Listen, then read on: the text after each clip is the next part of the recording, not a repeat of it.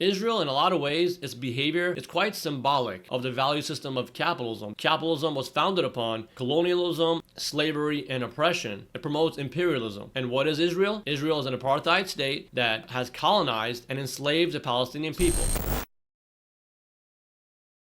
Let's get the facts straight. When you have control over the resources of another nation, you can cut off their water supply. They are at your mercy. Just to brush over the basics, Hamas went into Israel, killed over 1,000 people, and now Israel has retaliated with the full might of its military, along with the support of the United States and their allies. It's important for me to say that all human life is valuable, and the loss of any life is truly a tragedy. My loyalty does not lie to any specific group other than the human family, the human species. Any system, be it economic, social, or cultural, that promotes division among the human species and perpetuates conflict, that's our true enemy. And that system needs to be dismantled. Capitalism is really behind all the conflicts we see in the world today. Even the Israeli-Palestinian conflict, although it seems like it's a national conflict, a conflict between countries, a conflict between ideologies and religions, rooted in the capitalist system of resource exploitation. Israel was founded in 1948 by the aid of the British and US empires. Israel, in my opinion, is a proxy base for the US empire and the US military to hold control and survey the nations of the Middle East in order to dominate their resources, which, if anybody knows, the Middle East is full of oil, precious minerals, cotton, and much, much more.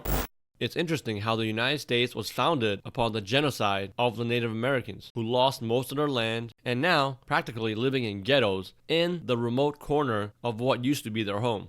Israel was also founded upon colonialism of the Palestinians, who have lost most of their land, with some of them living in a ghetto, the world's largest open-air prison in Gaza. No wonder why America supports Israel. Israel is simply the face of US imperialism in the Middle East.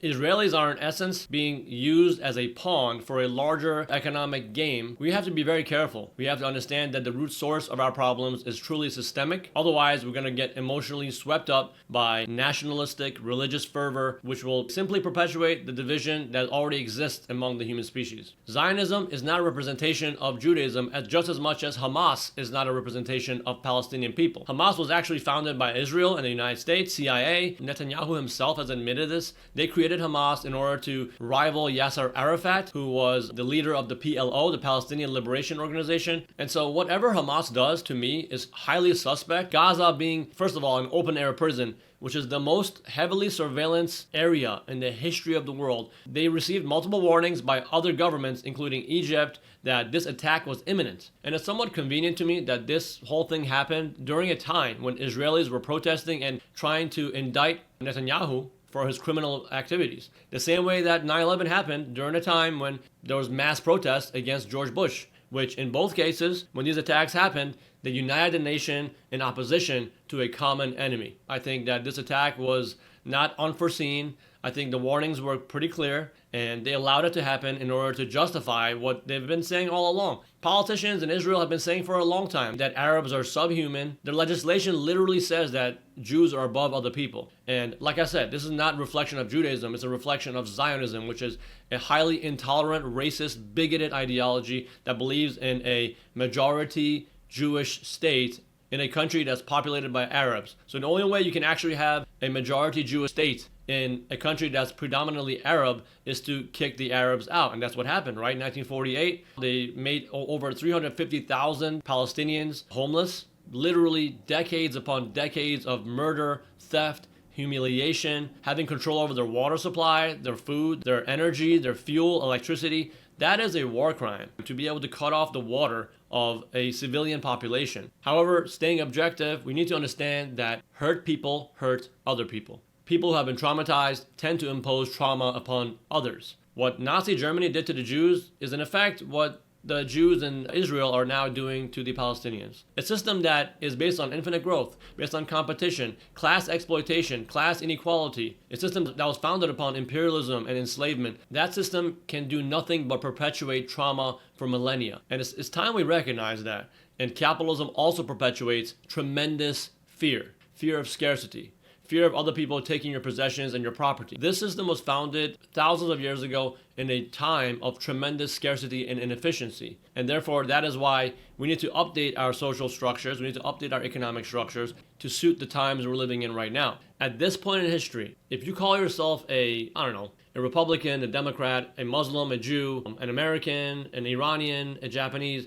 you are perpetuating violence, you're perpetuating destruction. You have to understand that the only group that has ever existed is the human family. We all come from the same mother, mitochondrial Eve. The only group that we should hold loyalty to is the human family and the human species. So if only people understood that capitalism promotes barbaric tribalism and division among our species, they will be very steadfast in working hard to dismantle the system. So group identity is a big problem, and as a great Carl Sagan used to say, a new consciousness needs to emerge that sees the planet Earth as one organism, and that an organism at war with itself is doomed. It's not in the interest of the dominant empires of the world to promote human unity. They like to see us divided. They like to see us fighting with each other, killing each other, maiming each other. Divide and conquer is the tactic they use. And what system to divide us amongst ourselves than capitalism? It's very hard to imagine a world where we are at war with ourselves if we transition to a new socioeconomic paradigm that seeks to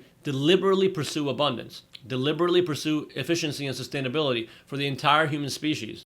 Scarcity and competition perpetuate fear and greed. Those are the mechanisms that this system fosters. Capitalism exploits scarcity, and it looks at the earth and its people as an inventory for exploitation. And this system has run its course. It must be transitioned out of. My country is the world, and my religion is to do good. Peace.